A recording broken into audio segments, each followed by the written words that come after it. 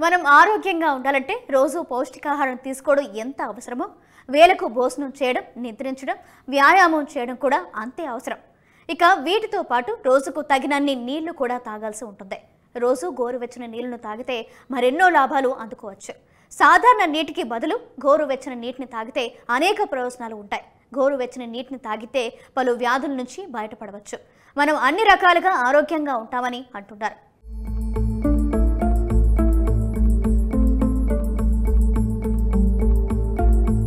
ఉదయం నిద్రలేచిన వెంటనే గోరువెచ్చని నీటిని తాగాలి.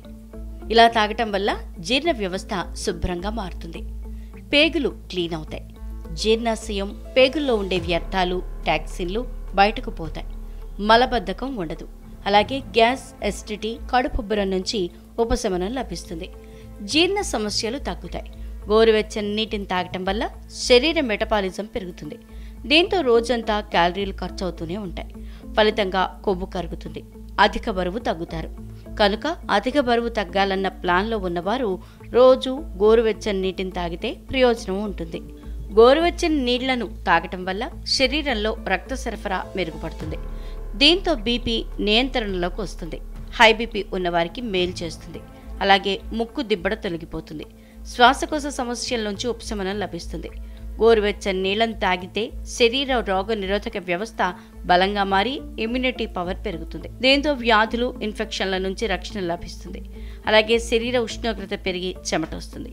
దీంతో చెమట ద్వారా శరీరంలోని మలినాలు బయటికి పోతాయి.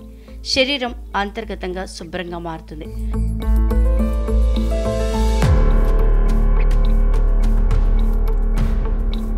దగ్గు, జలుబు, ఆస్మా వంటి శ్వాసకోశ సమస్యలు ఉన్నవారు నిరంతరాయంగా గోరువెచ్చని నీళ్లు తాగుతుంటే ఆ సమస్యల నుంచి ఉపశమనం లభిస్తుంది.